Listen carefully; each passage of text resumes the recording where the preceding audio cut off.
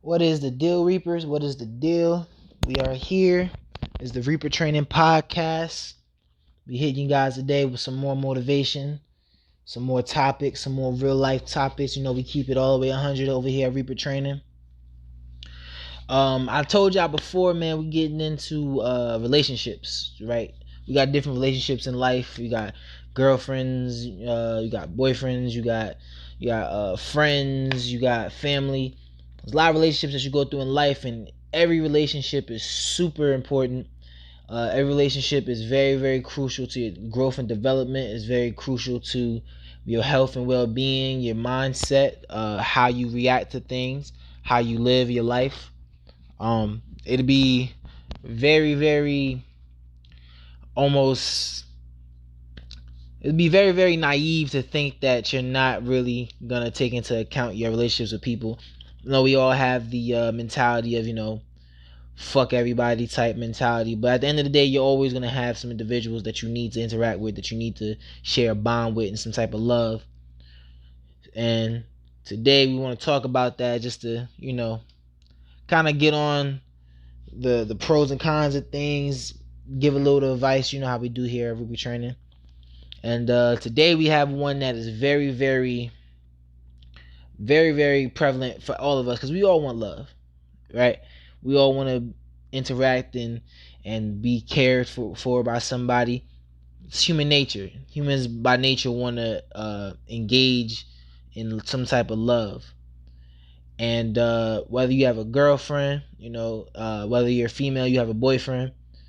We sometimes, when trying to find that love, we kind of put ourselves through a lot of bullshit, and we put up with a lot of bullshit in order to maintain our idea of love, and in order for us to kind of just live that fairy tale, picket fence, dog, kids lifestyle that we always grew up watching on Disney Channel. We tend to sacrifice a lot of our self-respect and well-being, and ultimately our goals and our lifestyle that we want to live, in order to kind of find this love with people. And that could bring up a lot of problems. That could bring up a lot of problems. And today we're going to talk about those. So to start off with, a big topic now in the community right now is toxicity, right? And it's basically as far as toxic girls and toxic men, and kind of like the idea that you get about it is just two people who fight way too fucking much. They argue way too fucking much. They're probably both cheating on each other, and they just have a lack of communication with each other, right? Because let's be honest with you, right? Toxic is really just two people who cannot properly convey each other's thoughts and feelings to each other, so they end up lashing out in different ways. They cheat, they fight, they argue, it gets violent at times, but all of that is really just in a cover up to the fact that you guys, for one, can't really communicate with each other properly. That's number one. And then two, self and personal problems. We talked about success and trauma on the channel. We talked about how having your own issues can lead to some things. And when you really think about it, right, how is it that if you're an insecure individual, why is it that we all just assume that us finding a girlfriend, or finding a boyfriend, or finding somebody, a significant other, how is that all of a sudden all those issues just poof and go away? Is it actually even fair to think that somebody can fix an issue that you've had with yourself for 10, 15, 20 years? That Will and Jada, Will Smith's actual Instagram video that he put up some time ago, when he talked about how selfish it is and wrong it is to sit there and say that somebody else is responsible for your happiness. That is one of the truest statements I've ever heard, because it doesn't make sense. It's yours. It's a selfish thing to fix. It's just for you. So that goes not just with your happiness, but with your state of mind. It kills me every time, man. And if you've been in a long relationship, you probably find yourself saying that that person in that relationship has hurt your insecurity. Has made you feel insecure. That's like a common statement. I found myself saying it a few times in a few different relationships. This person's making me feel insecure. How can someone else make you feel insecure? How can somebody else help your self-esteem when that is something that is within yourself? Now they can do things to make you feel as though you're not good enough, but in all reality, is it more so that they make you feel like you're not good enough, or you're not doing what you need to do in your life to have that confidence, to have that self-love, to where you feel like you're worthy to be with that person, you're worthy to have some type of respect given to you. A lot of times guys will get with a girl, right? Or a girl get, well, I'm looking at it from the male perspective, right? Guys will get with a girl, right?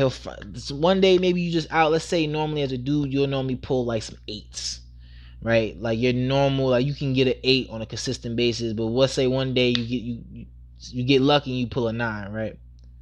But your shit's not together. You just was on point that day. You had some nice clothes on. Your game was on point. You was confident. You came up. You bagged her up. But in your heart of hearts that you're not really on your shit. You've been kind of playing around. You're in between jobs. You really don't feel motivation to do much of anything. You're kind of just looking for a female to just give you that motivation to be better. But you went and got this girl that's super fine, and now you ain't shit. Not to say that anybody who's in a tough spot right now isn't shit, but that you're not really doing what you should be doing. Because I've been in the same position. You're not really supposed to. You shouldn't be with this girl because you're just not right there mentally yet. Right? So subsequently you become insecure. Subsequently you're gonna start being like, damn, at any point she could find somebody that's way better than me. So every time she leaves you, you're blowing her phone up. Who that? Who's this? You doing all that stuff. And then you turn around and we go to the same thing. She's making me feel insecure. And maybe she does wear, tight clothes and provocative clothes. Maybe she does, smile at other dudes when she's talking. That could be perceived as flirty. But a lot of times, some people are just friendly.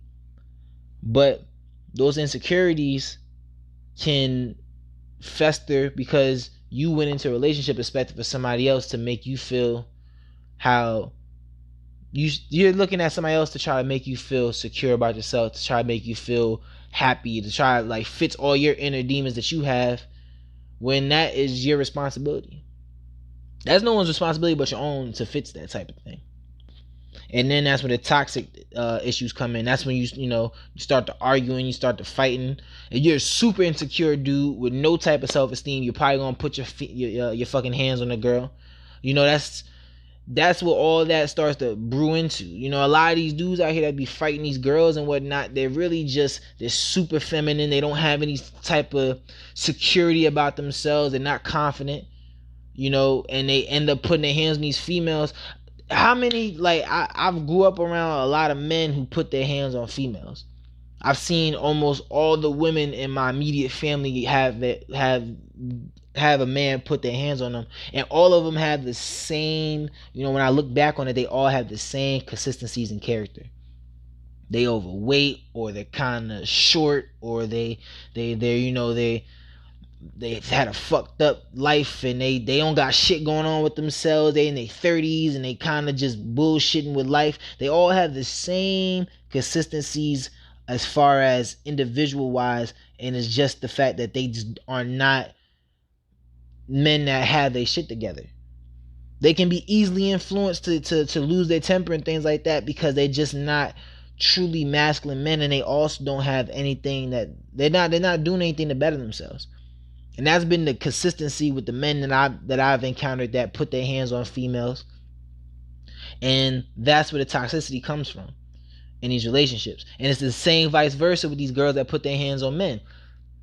If you've been in a relationship with a girl who's always trying to put their hands on you and all this other shit, I guarantee you that she has a whole bunch of insecurities, or she has a whole bunch of past problems, inner problems. But somehow we all had the idea that as soon as we get into relationships, all this shit's supposed to just be fixed. instantly we're all just supposed to feel good about ourselves. Oh man, I got such and such, and now, she's gonna make me feel all better, and I'm gonna do good for myself, and I'm gonna start.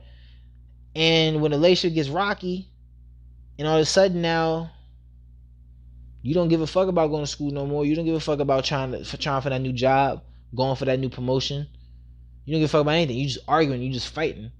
And then you turn around and you blame your significant other for the fact that you got knocked off your purpose, but was it really ever their fault? Were you really even chasing your goals to begin with? And that's something that we all fall in line of. And like I said, I'm not somebody who's immune to it, because I was in a relationship. It was for a couple years, and a big thing in my life, obviously with the Reaper training and with the fitness thing. I love fitness. Being in shape was some of the best thing. It was the best thing that ever happened in my life, because it gave me something that I've never had before. It gave me confidence. It made me happy to walk outside and walk into a room and feel good about myself, to get out the shower and look in the mirror and not look down, or open the mirror door up so I can't see myself. It gave me something that I had never had before, and that's confidence, and it brought about a whole lot of other aspects of my life for happiness. And I've always been in tune with fitness, but when I got into my relationship and my issues started to kick in, right? I stopped focusing on my fitness, and I got fat, gained 30 pounds. So now, on top of the fact that I'm going through these issues, now I'm insecure because I don't want to go to no pools. I don't want to wear certain type of clothes. I gotta overdress everywhere I go, because I've gained all this weight back again. And I let myself down because I knew how far I came beforehand, but I sat there and let myself revert back to this new state, to where I'm fat and out of shape again. And that's where the blame starts to kick in. Oh, it's her fault. Oh, it's not nobody else's fault. It's my fault. I should have been smart enough to separate this relationship from who I am as a person, to know that I know what I need to do, and I know what I love to do, and I can't allow somebody else to knock me off my path, no matter who it is. Regardless of what the relationship is, that person should never at any point in time knock you off your path, because it's something that you should truly love. And I truly loved fitness, but I allowed a situation to knock me off my path. So it happens to all of us. We all go through it. And a lot of times we kind of look past these things because we see the good in some people, but we don't want to accept the fact that they may just not be ready for what it is that we're trying to do. That's what the truth is. And it's very interesting, because I've been reading a book, and there's this book. It's called The 48 Laws of Power, and it's dope because in the beginning of the book, he tells you flat out. It's by Robert Greene, and he tells you flat out. This book is mainly for power in the workplace, or just in a competitive mindset of trying to dominate. Domination of space, almost. If you listen to Grant Cardone, kind of like what he says, the domination of space. That's what that book is for. But he also says it can go for relationships too. And there's I believe it's the 10th law, which is about avoid unhappy or misfortunate people. And there's a quote that's very, very dope that he says in here. There's two quotes. I'm gonna kind of combine them together a little bit. And he says, infectors can be recognized by the misfortune they draw on themselves, their long line of broken relationships, their unstable careers, and the very force of their character, which sweeps you up and makes you lose your reason. There is nothing gained by associating with those who infect you with their misery. There's only good and fortune to be obtained by associating with the fortunate. So what does that mean? Right? That sounds pretty good, but what does that really mean? So the first time I read that quote, I stopped, right? And when I mean I stopped, like I was reading a book. I have the book on my phone. I was actually in Sweden at the time on a deployment. I'm reading the book and I read that quote and I stopped. I'm like, yo, That's crazy. Like what? Like yo. And I was stuck because it's so, a lot of times we hear statements that we know we will call it real, right? But this was a statement that was real, not because it's just saying something that's been almost, regurgitated a few times, but because it's giving you the blunt truth that you may not want to hear. Now, that's not to say that I've been in relationships where I've necessarily had somebody who is this misfortunate, but that's also because at the same time I have a very distrust in people that keeps me from getting involved with individuals like this. Well, so far, you never know what happens in the future. But what's crazy about this though is that I've noticed that this can be applied with all walks of life. Not just family, not just friends, not just all of them.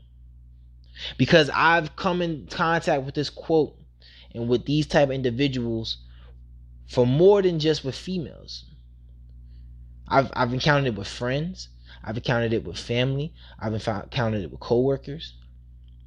And the crazy thing is, when you look at it, right, everything they say is 100% true, and you can see just through everyday life. I'll give y'all an example. There's a female that I used to work with, right?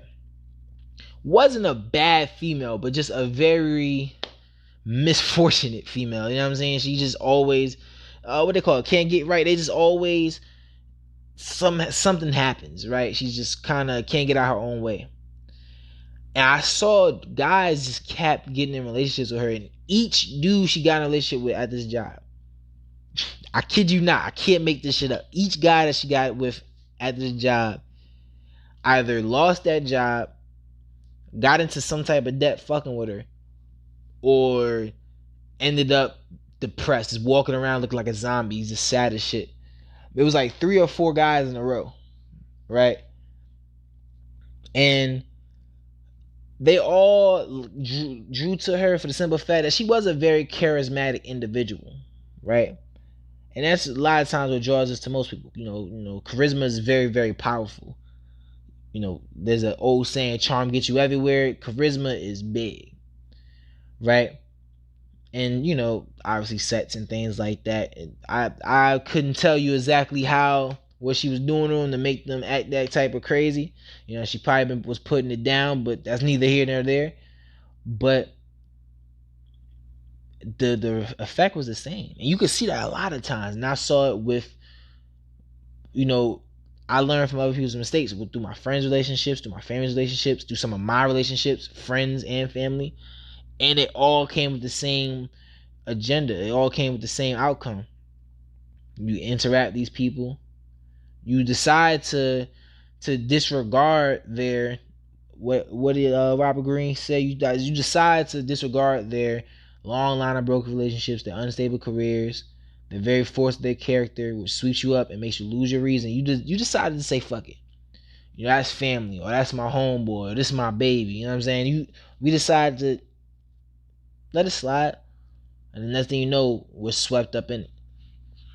We're swept up in the bullshit. Now all of a sudden, now we can't understand why is it that we're in the same loophole, the same pattern that's just bringing us back and forth. And it's sad because you even though I guarantee you, right? And we all know somebody who I guess can be classified as an effector. Shit, sometimes I say all of us at some point in time are an effector. But there's good in everybody almost. And there's a love that you may have for almost everybody. There's a love that you have for a lot of these individuals. And you don't really want to give them up. It's like I love these people. Like you love certain aspects about their personality, and then you want to stay in relationships, and then here come the issues, right? And a lot of times it's also because we've come up in a point in time in society. I feel like life has always been, since the beginning of civilization and the beginning of people trying to find a way of life, a means of surviving. I feel like life has always been a cookie cutter almost, full of worker bees and things like that, because we all copy the same methods to survive as we've seen growing up. It's just natural, I mean, it makes sense. But a lot of times when we see an anomaly, sometimes we're just so attached to the fact that this person's just a little bit different. There's something different about this individual, right? And it can be something simple. This is the hot girl summer era and the fuckboy fall. So when you find somebody that's not on that type of time, it can be enticing. I saw that you see the pictures all the time. It's like if he or she works, comes home, and that's all they do, keep them. They special. Which, I mean, it's kind of rare, I guess, for our generation, for our age group, because we're all in our 20s or teenagers or something like that, or early 30s. Yeah, I guess that's rare. But does that necessarily mean that person is somebody you should keep around? It's almost as if we focus on anomalies instead of true character, right? Because I put you like y'all like this, right? I'm gonna keep it 100. Not every person that's in the club that enjoys going to the club is a hoe. Not every individual that likes to be social and go out and their idea of enjoying life is not just reading books or vacation. And they're not all stupid. They're not all hoes. They're not all cut from the same cloth. Now, I'm not saying most of them are, because most of them are, but at the same time, you may get enticed by the fact that this person is what you perceive as an anomaly, and you may be interested in that and get caught up in the more bullshit because you don't want to let them go because you think they're different. But in reality, maybe the character was important, not the perception. Perception of somebody is always going to be different because our perceptions are not always based from our own. A lot of times you may hear about an individual. How many times have y'all met somebody? It's like you hear how much of a dickhead they are, and how much people dislike them and all this other stuff, and then it's like you meet them and it's like, yo, you not that bad. You a cool motherfucker. Like, I fucks with you, bro. That happens because the perception was not one of our own. Now, true perception of character means that you sat there and you interacted with this individual and you found out what they're about. And you find different things. No one's perfect, so you're always going to find things that may be wrong. But you really got a chance to interact with this individual. And even though it's just a meme or a picture on Facebook, I've done it. I'm sure a lot of you have done it. You see somebody who you perceive as different and you're like, oh. Now your perception of them is different. So now you're already giving them passes. It starts right there. Yeah, she seems like she got a bit of an attitude problem, but you know what? I ain't never seen a girl who doesn't like to go out every night. It's all these hoes for everybody. So I'm gonna kind of ignore the fact that she's a little too damn aggressive. And then fucking 4 months into the relationship, this bitch is swinging on you like, yo, what the hell's wrong with you, bro? You wildin'. Where did this come from? You was different. You judged her by her cover. But it just so happens though, now, even though you judged her by her cover, and you seen the true character, you kind of don't want to get out because, again, she's still a little bit different than the normal girl. Just a little bit different. And maybe the sex is bomb. The two recipes for disaster in a relationship. If she's just a little bit different and the sex is bomb, you can't, it's like, well, I can't go. I gotta stay here, regardless of what the dumb shit is that you're going through.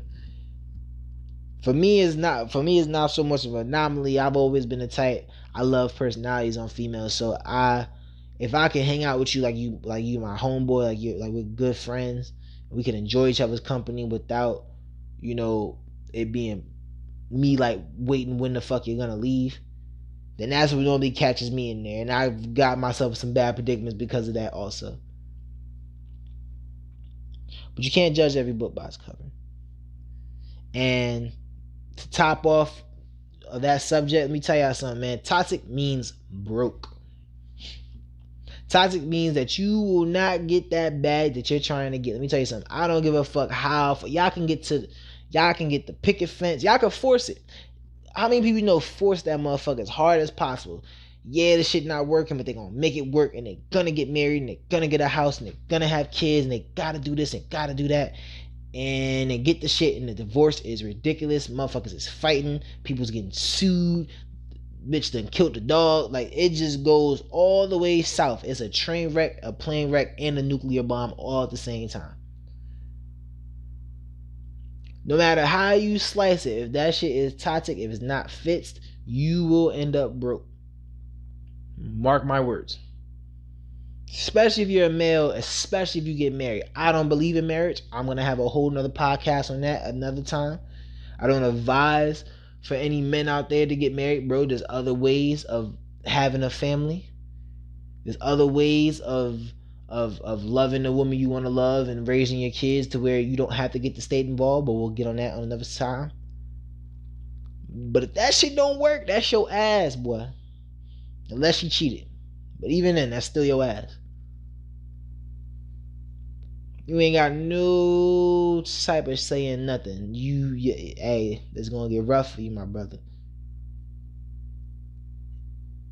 So I want y'all to keep that in mind. And then these broke ultimately means that your goals are failed. I can't tell you how bad I feel for sometimes where I'll talk to somebody who's older than me, and they'll be like, man, don't let these hoes get in between you and your dreams. I hear old heads say that to me all the time. Don't let these hoes get in between you and your dreams, dog. You're gonna look back and be sick. And when talking to them, you could tell they sick as hell. They like, man, I'm sick. Had a coach. He had the opportunity to be a coach at UConn. He loves basketball. He used to love basketball. He had the opportunity to be a coach at UConn, and threw that motherfucker away to be with his ex-wife who cheated on him. Sick. But it's honestly, right, and don't get me wrong, we're not looking at this from like I'm not saying relationships are bad, right? But I'm saying individualism is important, dog. Individualism is huge. It's super big. It's like, yo, we forget about ourselves so much, and it's crazy because most of the disloyalty in the world is because of selfishness, but we don't apply selfishness when it really matters. We apply it when it's for dumb shit. You know what I mean? You sit there and betray your homeboy, somebody who's been down for you for 10 plus years, for a bitch that don't care about neither one of y'all, and be selfish in that instinct. But you won't be selfish to tell your girlfriend who you with right now, or your family who you're interacting with right now, that you can't fuck with them because y'all not good for me. That's a selfish thing to say, but that's something that's important because you come first as an individual. But people won't do that. We pick and choose when to be selfish, but we pick at the wrong times. Any type of disloyalty you've ever experienced in your life, I can guarantee you was based off of selfishness. It's human nature. Human nature is we're going to be selfish. And again, we'll get into another podcast for that too, about human nature. Because a lot of people, I see a lot on YouTube and social media with the red pill and the MGTOW movement and all this other stuff, female nature. I'm going to keep it a buck with y'all, bro. I don't sugarcoat nothing. I feel human nature is the same. People talk about hypergamy in females. Let me tell you, there's hypergamy in men too. We do the exact same shit. The only difference is we don't really value money in females. We value sex. So let me tell you something. You with a girl right now, and she's a 6, right? And you somebody who could normally pull 8s, but you settled for that 6. Let me tell you something. If a 9 came along and wanted a relationship and gave you a legitimate shot and wanted you bad, man, 95% of y'all breaking. The reason why I say 95%, because in my opinion, I say 97%. I feel like 3% of the world are genuinely loyal individuals, selfless individuals. The other 97% are trying to survive. That's the only thing that matters. So they're naturally gonna be selfish. It's just what it is. So just wanted to touch on that with y'all, man. I hope y'all enjoyed the podcast. We went a little bit longer this time, man. I had a lot to say about this. This was a very personal topic. I think it's gonna be personal to a lot of y'all too, because we all go through it, you know. But Stevan says this is Reaper Training. This is gonna be on YouTube and on the actual podcast. Well, it should be on YouTube. I'm gonna try my best. This thing's been not cooperating, but I'm gonna catch y'all next time. We're gonna have another podcast for y'all next week, and we are going to go into the second relationships part, and we're gonna focus more on families as opposed to girlfriends or significant others. Y'all be easy.